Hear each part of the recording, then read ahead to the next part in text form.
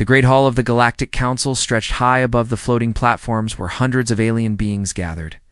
Purple lights danced across the curved walls while holographic displays showed star maps and trade routes. Ambassador Kethfer stepped forward on his platform, his crystal-like body catching the strange light. The chamber fell quiet as all eyes turned to him. Kethfer had served the council for over 40 years, and his people respected him. When he spoke, others usually listened. Today felt different, though. The air itself seemed heavy with tension.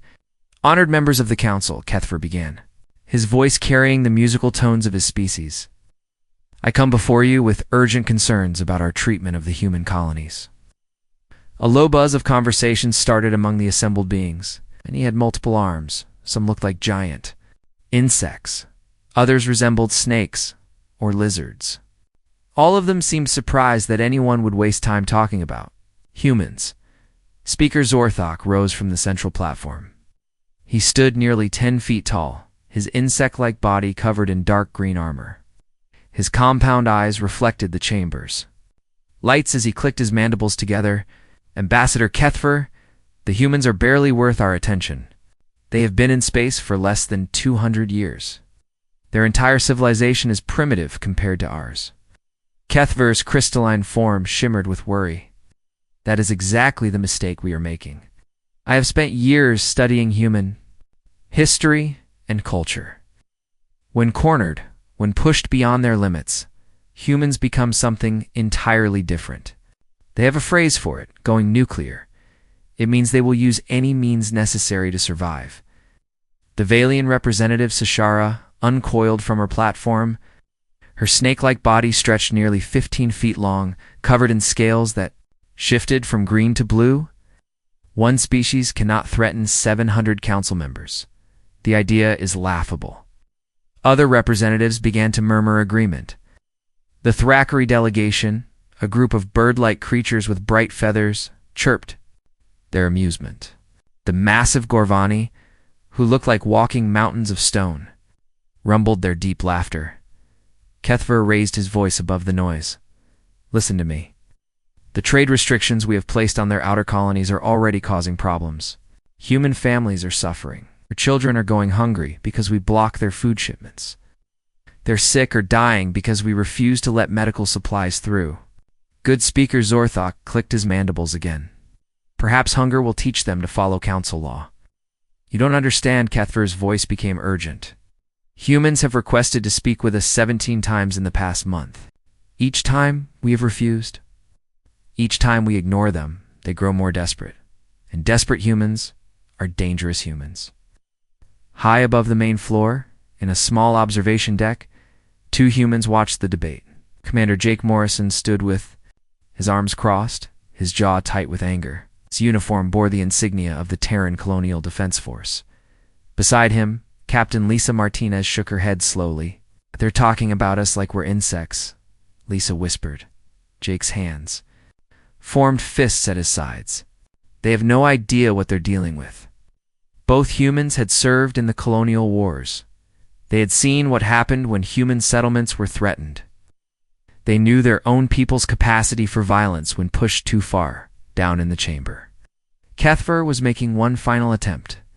I have studied human military history extensively. Do you know what they did during their Second World War? They fought a war on multiple fronts across their entire planet.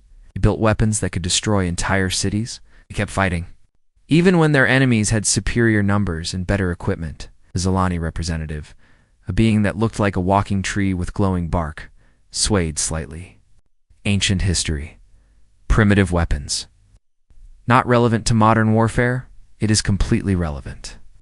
Kethver's form flashed brighter. Humans have been fighting each other for thousands of years.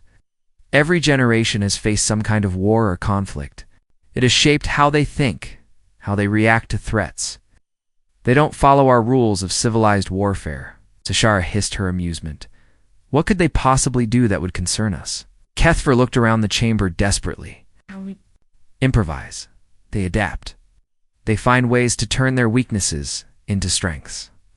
During their 20th century, they faced an enemy that had better technology and more resources. Do you know what they did? They turned household items into weapons. They made explosives from farming supplies. They coordinated resistance movements across entire continents using primitive communication systems. Irrelevant Speaker Zorthok's voice cut through the chamber like a blade. Modern warfare is about technology and resources. We have both. They have neither. That's what every human enemy thought too, Kethfer replied quietly. The humans have a saying, don't poke the bear. It means don't bother a sleeping predator. I am begging you, don't poke the humans. The chamber erupted. In laughter, hundreds of alien voices joined together in amusement. The idea that humans could be dangerous seemed ridiculous to them. Speaker Zorthok raised his arms for silence. Oh, yeah. The human territories will follow council, economic regulations. If they refuse, we will impose additional sanctions. If they resist those sanctions, we will send peacekeeping forces to maintain order. This is final. Motion to reverse the trade embargo. Kethfer called out desperately. Motion denied, Zorthok replied immediately. The economic restrictions on human colonies will remain in place. They will comply with council law or face the consequences. Kethfer's form dimmed with defeat. He looked up at the observation deck where Jake and Lisa stood. Even across the great distance, they could see the regret in his alien features. He had tried to warn his fellow council members. They'd refused to listen. As the various species began to leave the chamber, conversations buzzed about other matters. The human issue was settled in their minds. Minor species would bend to the will of the greater galactic community. It was the natural order of things. Jake and Lisa walked quickly through the corridors of the council station. Other beings moved around them, paying little attention to the two humans. They were used to being ignored by now. We need to get word back to Earth immediately, Lisa said. Already working on it, Jake replied, speaking into his communication. Device. Priority message to Admiral Cole. Council has rejected all negotiation attempts. Economic sanctions remain in place. Situation critical. The response came quickly. Admiral Pete Cole's voice was steady, but Jake could hear the steel beneath it. Understood. Inform the Council that Earth formally protests these actions. We will not allow our people to suffer while politicians play games. Sir, I don't think they're going to listen to protests, Jake said. There was a pause before Cole responded. Then we'll have to speak in a language they understand. Contact all colonial governors. Tell them to prepare for Option 7, Lisa's eyes widened. Option 7 was the emergency protocol that had been prepared but never used. It would transform every human colony from peaceful settlement to armed fortress. Admiral, Option 7 means war, she said quietly. No, Cole's voice was grim. Option 7 means survival. The Council wants to see what happens when you back humans into a corner. They're about to get a lesson in human nature. The transmission ended, leaving Jake and Lisa alone in the corridor. Around them, alien beings continued their daily business, unaware that they had just pushed humanity past the point of no return back in the council chamber. Kethfer stood alone on his platform. The great hall was empty now except for maintenance workers preparing for the next session. He had tried to prevent what was coming. He had warned them about human nature, about what happened when a species that had evolved through constant conflict was threatened. They had laughed at him. Soon, the laughter would stop. Soon, the galaxy would learn why you never, ever push the humans too far. The warning had been given. The warning had been ignored. Now it was too late. 3 weeks had passed since the Council's final refusal to help the human colonies. On the farming world of New Dakota, Governor Bill Harper stood before a crowd of 10,000 angry colonists. The planet's main settlement stretched out behind him, its simple buildings and wide streets built for peaceful life. That peace was about to end. Friends, neighbors, fellow humans, Harper's voice carried across the packed square. For 3 weeks we have waited for the Council to show mercy. For 3 weeks our children have gone to bed hungry because they block our food shipments. For 3 weeks our sick have suffered because they refuse to let medicine through their blockade. The crowd murmured with growing anger. These were farmers, teachers, shopkeepers, and mechanics. They had come to New Dakota seeking a better life among the stars. Instead, they found themselves trapped by alien politics they never asked to join. Today I received word from Earth, Harper continued. Admiral Cole has authorized Option 7. As of this moment, New Dakota is under emergency military law. Cheer went up from the crowd. Option 7 meant they could finally fight back. Dr. Kate Sullivan stood near the front of the gathering. As the colony's chief medical officer, she had watched patients die because the council blocked medical supplies. Her usually kind face was hard with determination. "What does that mean for us, Governor?" Harper's expression became grim.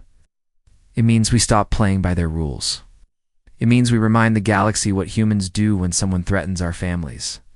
On the mining world of Kepler's Rest, Foreman Tony Reeves was having a very different meeting with his work crews. The massive mining equipment sat silent around them, their giant metal arms frozen in place. For weeks, the council had demanded that all mined materials be sold only to approved alien buyers at prices far below market value. "Listen up, people," Tony called out to the gathered miners. His voice carried the authority of someone who had served 3 tours in the Colonial Marines before becoming a civilian. "Corporate says we're supposed to keep digging and hand over. Or to whoever the council tells us to. I say we tell them exactly where they can put their demands." Chief Engineer Nancy Lewis stepped forward. She was small compared to most of the miners, but everyone respected her skill with machinery.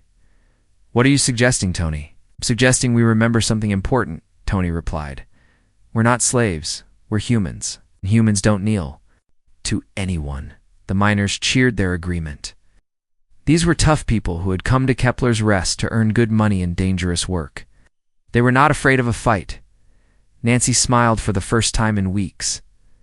"So what's the plan?" Tony gestured toward the silent mining equipment. "These machines can dig but with a few modifications, they can do a lot more. Anyone here know how to turn a mining laser into something more interesting?" A dozen hands shot up. Miners were naturally good at improvising solutions to problems. Turning their tools into weapons would not be difficult. Meanwhile, on Luna Station orbiting Earth, Admiral Pete Cole stood in his command center watching reports come in from across human space. The room buzzed with activity as officers coordinated humanity's response to the Council's blockade. "Status report," Cole demanded as Captain Danny Brooks approached. "All colonial governors have activated emergency protocols," Brooks reported. "Militia units are forming on every world. The mining operations have shut down all shipments to Council buyers. Sir, the Merchant Marine is requesting permission to begin operations." Cole's weathered face showed a slight smile. The Merchant Marine was humanity's civilian cargo fleet, but many of the captains were former military. They knew how to handle more than just trade goods. Permission granted. "Tell them to remember the rules of engagement." "Yes, sir." "How long before the Council notices what we're doing?" Colonel Steve Murphy, head of Colonial Intelligence, looked up from his station. "Sir, we're already intercepting Council communications. They're getting reports of what they call minor colonial unrest. They think it's just random protests." Cole walked to the massive window that showed Earth hanging in space below. His home world looked peaceful from this distance, but he knew it was preparing for war. Every shipyard was working overtime. Every military academy was graduating officers early. Every able-bodied person was training for combat. "They think this is just noise," Cole said quietly. "They're about to learn the difference between noise and the sound of an entire species getting ready to fight." On the frontier world of Haven's Edge, Farmer Dan Foster was looking at his modified agricultural equipment with satisfaction. What had been tractors and harvesters that morning were now armored vehicles bristling with improvised weapons. Neighbors had worked through the night welding steel plates and mounting whatever weapons they could find. "Dan, you sure about this?" asked Mary Chun, his neighbor who ran the local general store. She was examining the plasma cutter they had mounted on her delivery truck. "The Council wants to starve us into submission," Dan replied. "They think farmers are easy targets because we grow food instead of building weapons. They forgot that. Farmers are also the people who know how to work with their hands and solve problems." Mary nodded grimly. "My grandfather fought in the water wars on Earth. He always said that when someone threatens your family, you do whatever it takes to protect them." "Exactly. And right now, the Council is threatening every human family in the galaxy." "All the Colanas!" Gathered around them, these were simple people who had wanted nothing more than to build peaceful lives on a new world. The Council's blockade had changed them into something harder and more dangerous. Governor Foster called out Jim Wilson, the colony's communications officer. "We're receiving a transmission from the orbital defense platform." Dan took the communication device. "Foster here." The voice that came through belonged to Captain Sarah Kim of the Defense Platform Vigilant. "Governor, we have council ships approaching the system. Ow. 3 cruisers and a cargo vessel. They're demanding to inspect our facilities." Dan looked around at his armed neighbors. "Tell them they're welcome to try. But remind them that this is human space now." Back on New Dakota, Governor Harper was receiving similar reports. Council ships were approaching dozens of human colonies, expecting to find frightened civilians ready to surrender. Dr. Sullivan approached Harper. As he finished speaking with the defense forces, "Bill, the hospital is ready. We've converted the basement into a bunker and moved all critical patients there." "Good. How are supplies?" "We have enough medicine to last 2 weeks if we're careful. Food is more of a problem," Harper nodded. "The council thinks they can starve us out. They don't understand that humans have survived famines, plagues, and wars for thousands of years. A few weeks without imported food won't break us. What about the children?" Harper's expression softened for a moment. "The children are why we're doing this, Kate, so they can grow up free instead of as second-class citizens in someone else's empire."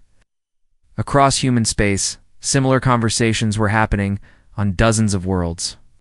Colonists who had never expected to fight were preparing for war. Teachers were learning to use weapons. Doctors were setting up field hospitals. Engineers were turning farming tools into military equipment. On Earth, Admiral Cole received a transmission from the Council demanding that all human colonies surrender immediately. Looked at the alien face on his screen and smiled coldly. "This is Admiral Cole of Earth Command," he replied. "Your blockade is an act of war against sovereign human territory. You have 24 hours to withdraw your forces and lift all restrictions on human colonies." The alien commander's translated voice showed surprise. "Admiral, you cannot seriously believe that your primitive colonies can resist the combined might of the Council." "That's exactly what we believe," Cole replied. "And in 24 hours, you're going to understand why." The transmission ended, leaving Cole alone with his staff officers. Captain Brooks asked quietly, "What if they don't withdraw?" "Turn back to the window showing Earth below. Then they get their first lesson in what happens when you push humans too far." Across the galaxy, humanity was awakening. Not the peaceful, diplomatic humanity that had tried to join galactic civilization.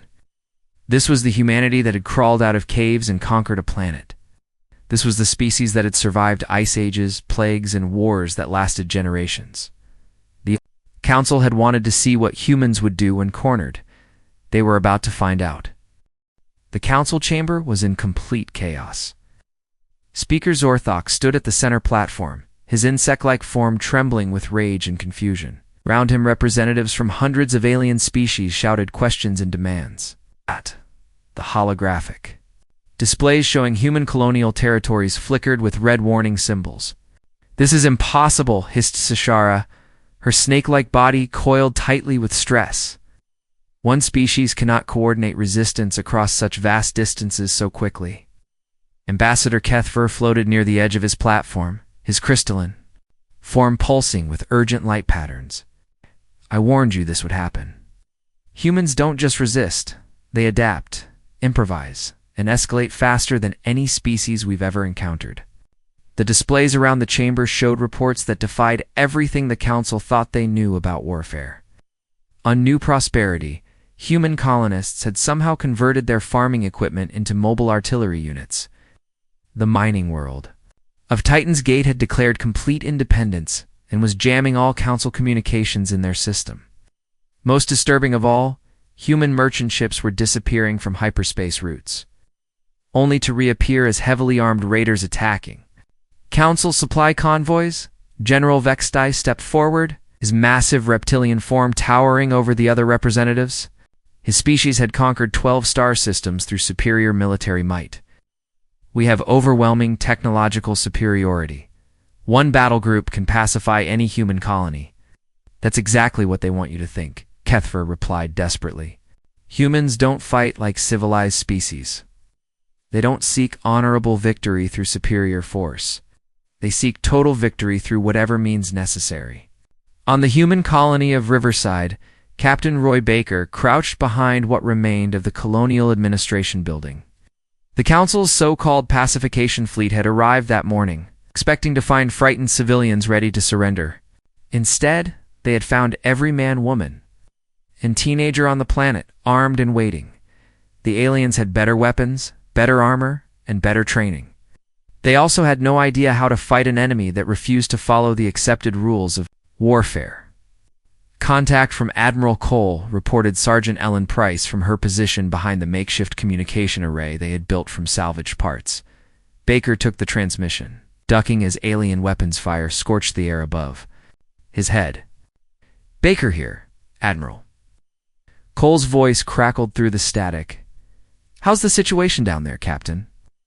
Baker looked around at his defenders. Teachers, farmers, shopkeepers, and mechanics. All of them now soldiers by necessity. They've got us outgunned about 10-1, sir. Equipment is better than ours. Training is probably better too, but... Baker grinned, despite the danger. But morale is excellent, sir. Turns out people fight a lot harder when someone threatens their families. Outstanding. Remember, Captain, you're not just fighting for Riverside. You're showing the entire galaxy what happens when you threaten human families. Dr. Chris Thompson crawled up beside Baker, staying low to avoid the enemy sensors. The colony's chief physician had somehow become their expert on making explosives from medical supplies. Council dropships incoming from the northwest. Looks like they're finally tired of long-range shooting. Good, Baker replied with a smile that would have terrified the Council forces if they could see it. Boys and girls, it's time to give our guests a proper human welcome. The defenders of Riverside had spent weeks preparing for this moment. Every building had been turned into a fortress. Every street had been trapped. Every sewer and utility tunnel had been rigged with surprises for unwelcome visitors. The Council forces had superior technology, but they were fighting an enemy that treated every setback as a learning opportunity. Meanwhile, in the depths of space, near the edge of human territory, something unprecedented was taking shape. The merchant vessel Lucky Strike, commanded by Yi, the notorious smuggler Sam Walker, was broadcasting on all frequencies to every human ship within range. This is Captain Walker calling all human vessels, military and civilian. The convoy is forming up at the coordinates I'm sending now. Got military escorts, armed merchants, and more firepower than the Council thinks humans possess. First Officer Beth Carter looked up from her sensor readings with amazement. Skipper, we've got over 300 vessels responding to the call. Some of these ships are showing weapon signatures I didn't even know we had. Walker's smile was sharp as a knife blade. That's the thing about humans, Beth. We've always been really good at keeping secrets. And we're even better at making our enemies regret pushing us too far. The Lucky Strike had been a simple cargo hauler just months ago. Now it bristled with military-grade weapons, armor plating, and shield generators. Every human merchant ship in the convoy had undergone similar transformations. Captain Beth continued, We're receiving confirmation from the escort fleet. Admiral Cole has authorized Operation Payback. Walker nodded grimly. Then it's time the Council learned what happens when you mess with human commerce. Station Admiral Cole stood before a holographic display showing the entire human colonial sphere. Red markers indicated Council military movements, while blue showed human defensive positions. To any trained military observer, it looked like humanity was facing impossible odds. Cole saw something different. He saw a species that had spent its entire evolutionary history fighting impossible odds and winning anyway, Commander. Amy Richardson approached with the latest intelligence reports. Sir, Council forces are reporting what they call unprecedented resistance patterns. They're requesting reinforcements from the inner systems. How many reinforcements? Preliminary reports suggest they're calling for triple their current force levels. Cole allowed himself a small smile. Good. The harder we make them fight for every meter, the more they'll begin to understand what they've awakened. Sir, Captain Brooks interrupted from his communications station. We're receiving reports. that several council member species are beginning to question the wisdom of this campaign. The Selenians have officially withdrawn their support. Smart of them, Cole replied. Ambassador Kethfer tried to warn his colleagues about human nature. The rest are about to learn why you should listen when someone gives you good advice. On the mining world of Kepler's Rest, Tony Reeves was putting the finishing touches on his latest creation. The massive OR extractor had been completely transformed. Where once it had mining lasers for cutting through rock, it now mounted weapons, capable of destroying armored vehicles. Tony called Nancy Lewis from inside the machine's control cabin. The targeting systems are online. Range is good out to 15 kilometers. Outstanding. How many more can we convert? We've got 12 machines ready for combat, and the parts to modify 6 more. Tony looked out across the mining facility that had become a fortress. Every piece of heavy equipment had been weaponized. Every building had been reinforced. Every tunnel and shaft had been prepared for guerrilla warfare. The council thinks miners are just simple workers who dig holes in the ground, Tony said. They forgot that miners are also the people who know how to move mountains when they need to. Nancy laughed grimly. They're about to get a geology lesson they'll never forget. Across human space, similar scenes were playing out on dozens of worlds. The Council's military commanders found themselves facing an enemy that refused to behave according to accepted military doctrine. Humans used civilian equipment as weapons. They turned peaceful settlements into military bases. Coordinated resistance activities across multiple star systems using communication methods the Council couldn't understand or intercept. Most disturbing of all, the humans seemed to be enjoying themselves. On the frontier world of Haven's Edge, Dan Foster received a transmission from an approaching Council battlecruiser. The alien commander appeared on his communication screen, his four-armed form radiating confidence. Human settlement. This is Commander Dexenol of the Council Defense Force. You will surrender immediately or face the consequences. Don looked around at his neighbors, all of them armed and ready for battle. Commander, this is Governor Foster of Haven's Edge. You're not welcome here. Governor, you cannot seriously believe that farmers with primitive weapons can resist a modern military force. Dan's smile was cold as winter. Commander, you're about to learn something important about human farmers. We're the people who feed the warriors. And when you threaten our families, we become warriors ourselves. The transmission ended. Around the galaxy, the Council was beginning to understand that they had made a terrible mistake. They had assumed that humanity would behave like every other species they had encountered. They were wrong. Humanity was something new, something dangerous, something that refused to accept defeat. The Council wanted to see what humans would do when pushed. Now they were finding out. The once mighty Council battle station Eternal Glory drifted dead in space like a broken monument. Its massive hull, which had taken 50 years to build, was now scarred with explosions and gaping holes. Admiral Vexmore of the Council Defense Force stared at the wreckage from his command ship's bridge, his forearms trembling with a mixture of rage and something he had never felt before, fear. How? He demanded of his intelligence officer, a nervous young Zalani, whose tree-like form swayed with anxiety. How did a handful of human raiders destroy the most powerful military station in the galaxy?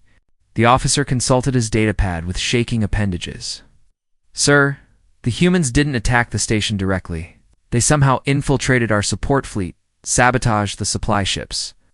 And when the station's defense grid went offline for routine maintenance, his voice trailed off into silence. They turned our own weapons against us, Admiral Vexmore finished grimly. A battle station that could destroy planets, defeated by repair workers with tools. The truth was even worse than the Admiral knew. The humans had not just destroyed Eternal Glory, they had recorded everything. Every tactic, every weakness they had exploited. Every lesson learned from the battle was now being transmitted to human forces across the galaxy, light years away. Captain Rachel Stone stood on the bridge of her ship Defiant Dawn, watching the tactical display with grim satisfaction. Her vessel had once been a simple cargo freighter hauling farming equipment between colonies. Now it bristled with weapons, armor plating, and military-grade shield generators that made it more dangerous than most Council warships. Ma'am, called Lieutenant Paul Garcia from the communications station. We're receiving congratulations from the entire fleet, Admiral. Cole wants to speak with you personally. The holographic display activated, showing Admiral Cole's weathered face. Despite the vast distance between them, Rachel could see the pride and determination in his eyes. Outstanding work, Captain Stone. The destruction of eternal glory has sent shockwaves through the entire Council. Our intelligence reports say that 6-member species are now questioning their support for this war. Just following standard human doctrine, sir, Rachel replied with a slight smile. Hit them where they don't expect it, and make every victory cost them more than they can afford to lose. How are your people holding up? Rachel looked around her bridge crew. They were merchants, mechanics, and colonists who had become warriors. Out of necessity, morale is high, Admiral. Turns out people fight better when they're defending their homes instead of conquering someone else's. On the planet New Geneva, Governor Alex Turner was dealing with a very different kind of victory. The Council occupation force had withdrawn during the night, leaving behind a colony that looked nothing like the peaceful farming community it had been just months earlier. Casualty report, Turner requested as his aide, former schoolteacher Julie Morgan, approached with the latest numbers. 14 dead, 37 wounded, Julie reported. Her voice steady despite the bandage around her head from the fighting. But we held them off, sir. A full Council battle group, and we made them retreat. Turner nodded, looking out over the scarred landscape where his people had turned every building, every field, every road into a fortress. The price of freedom is always high, Julie, but the Council is learning that humans are willing to pay it. What's our next move? We rebuild. We remember our dead. We make sure the galaxy understands that this is what happens when you threaten human families. Meanwhile, in the Council chambers, what had begun as confident discussions about pacifying human territories had turned into something approaching panic. Species representatives who had dismissed humanity as a minor nuisance now faced military reports that defied every principle of modern warfare. They're using tactics we've never encountered before, reported General Vextai, his massive reptilian form slumped in defeat. They don't fight like civilized species. They don't try to minimize casualties or preserve infrastructure. They fight like humans, finished Ambassador Kethfer quietly. His crystalline form pulsed, with sad satisfaction at being proven. Right. This is exactly what I tried to warn you about. Humans don't follow our rules of warfare because they've never had the luxury of fighting civilized conflicts. Every war in their history has been about survival. The Valian representative Sashara, her serpentine form coiled with tension, hissed her frustration. Surely they must have limits. No species can maintain this level of resistance indefinitely. Kethfer's features shifted in what his people use to express bitter irony. You still don't understand, do you? This isn't resistance to them. This is just another Tuesday. Humans have been practicing for this war their entire evolutionary history. Speaker Zorthok clicked his mandibles nervously. What do you mean? Look. At their planet, Kethfer replied, activating a holographic display of Earth. Ice ages that lasted thousands of years. Volcanic eruptions that blocked out their sun. Diseases that killed half their population. Predators that hunted them for food. And through it all, they not only survived, they thrived. The display showed human military history, centuries of wars, battles, and conflicts that had shaped their species. Every generation has faced extinction. Every generation has found a way to win against impossible odds. This is what they are, not what they've become. On the far edge of human space, something was happening that would change the course of the entire war. The secret research station, Hidden Harbor, built over the past decade in complete secrecy, was preparing to unveil humanity's ultimate response to Council arrogance. Dr. Kevin Martinez stood before a device that represented years of theoretical work made real. Project Prometheus wasn't just a weapon, it was a statement about human determination and ingenuity. Final systems check, he announced to his team of scientists and engineers. Navigation systems online, reported engineer Lisa Grant. Quantum drive stable and ready, added physicist Carl Johnson. Targeting computers locked and loaded. Confirmed weapons specialist Mary Clark. Martinez opened a secure communication channel to Admiral Cole. Admiral Prometheus is ready for deployment. Cole's voice carried across the void with quiet determination. The Council wanted to see what humans are capable of when pushed to their limits. It's time to show them. The device that emerged from Hidden Harbor looked deceptively simple, a sleek vessel no larger than a heavy cruiser. But as it accelerated toward the Council's core systems, it carried with it the concentrated fury and brilliance of an entire species that refused to accept defeat. Back in the Council chambers, emergency sessions were being called as reports flooded in from across the galaxy. Human forces were not just resisting, they were winning. Colonies that should have fallen within hours were holding out for weeks. Military stations that had never been challenged were falling to raids by converted civilian ships. This cannot continue, declared the Thrakri representative, his bright feathers ruffled with agitation. We are losing credibility with our own people. More than credibility, muttered the Gorvani delegate, his stone-like features showing rare emotion. We are losing the war. Kethver stood at his platform, no longer trying to convince his colleagues. I told you not to push the humans. I begged you to listen. Now you're seeing what happens when a species that has never known peace finally decides to fight a real war. What do you suggest? Speaker Zorthok asked, his arrogance finally cracking. Pray, Kethvor replied simply. Pray that they're willing to accept surrender when this is over. Across human space, from the farming worlds to the mining colonies, to the merchant fleets, a single message was being transmitted. Admiral Cole's voice reached every human ear, carrying with it the weight of history and the promise of the future. Citizens of humanity, he began. How? For months, the Council has tried to break our spirit. They have failed. They tried to starve us into submission. They have failed. They tried to crush us with superior force. They have failed. The message continued, reaching Earth and the colonies, the military fleets, and the civilian volunteers. Today, we show them what humans do when we stop holding back. Today, we remind the galaxy why you never, ever push the humans too far. The galaxy was about to witness the true power of humanity unleashed. The Council's core world of Zenthari Prime had never known the sound of war alarms. For 3,000 years, the planet had served as the peaceful center of galactic civilization. Its floating cities and crystal towers reached toward the stars, symbols of unity among hundreds of species. That peace ended the moment a single human ship appeared in their system. Supreme Chancellor Mordith stood in his tower's highest observation deck, watching evacuation ships flee the planet's surface. The reports from his military commanders had grown increasingly desperate over the past several hours. But nothing had prepared him for this moment. Your Excellency, his aide whispered, her voice shaking with terror.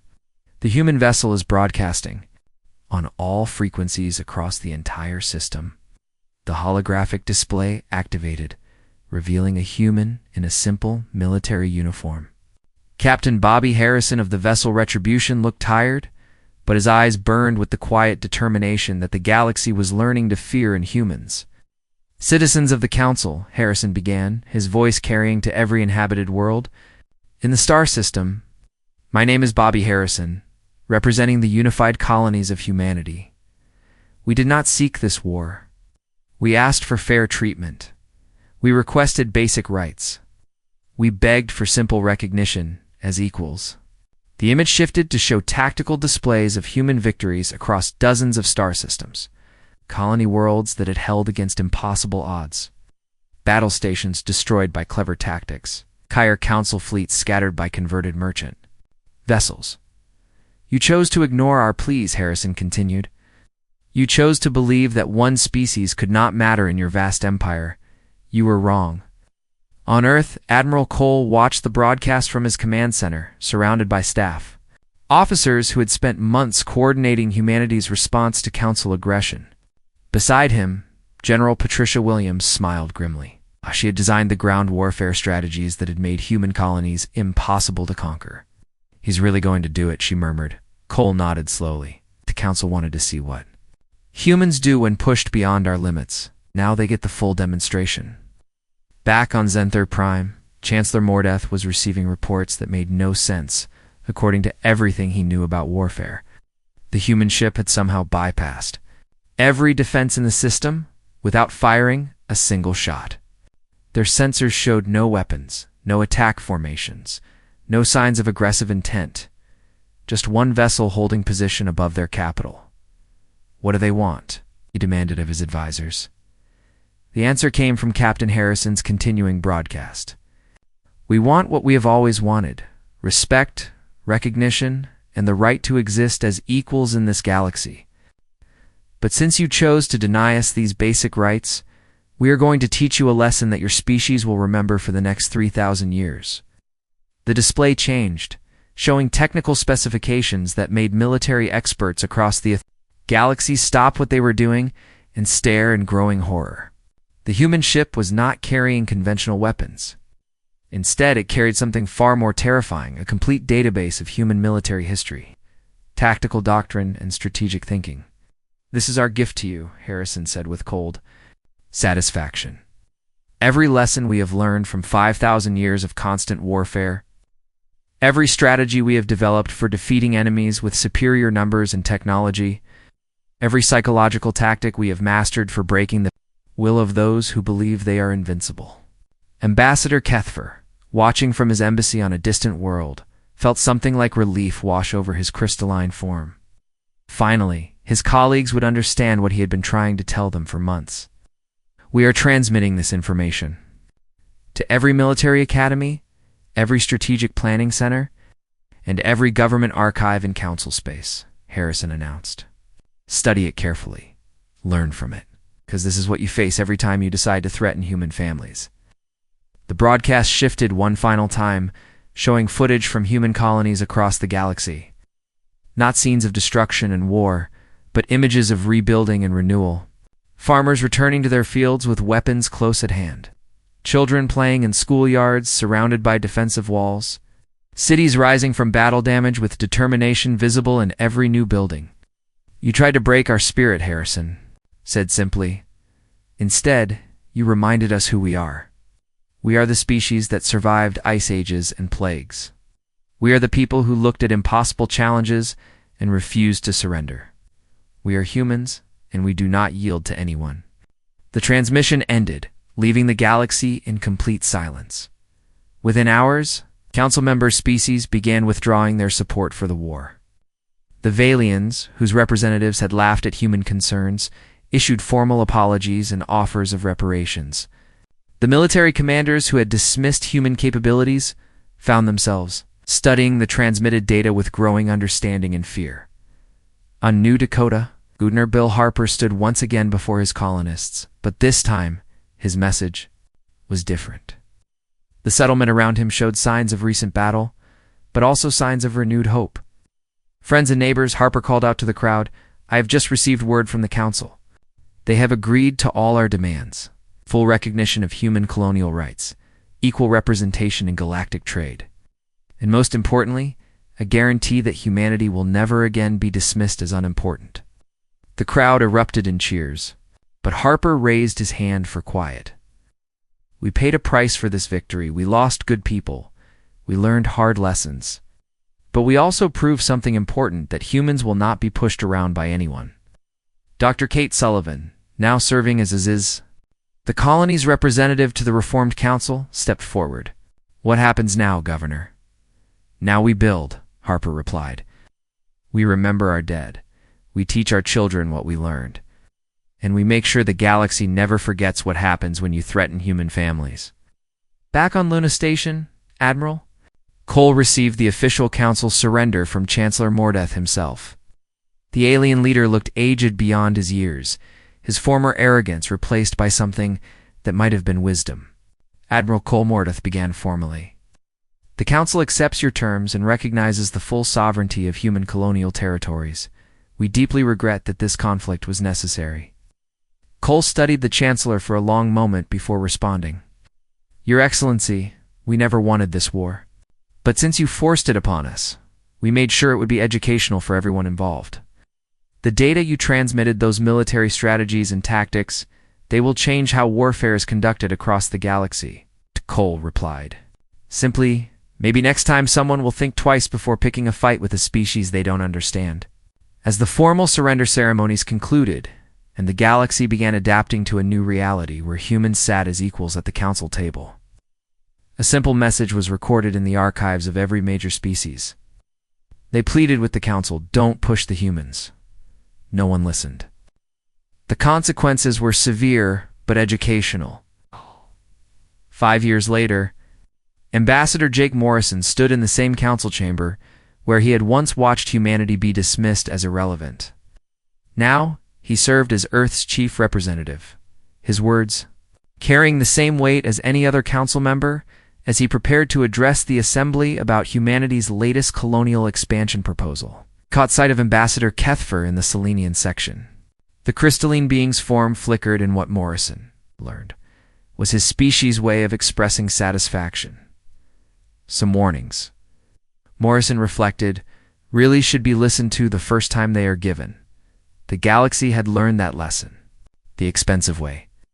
They had discovered that humans, when pushed beyond their limits, did not break. They broke through every barrier in their path. And humanity had learned something too, sometimes. The best way to earn respect was to show everyone exactly why respect was deserved. The age of human equality had begun. Built on the foundation of what happened when someone made the mistake of pushing too hard, never again would the galaxy make that error.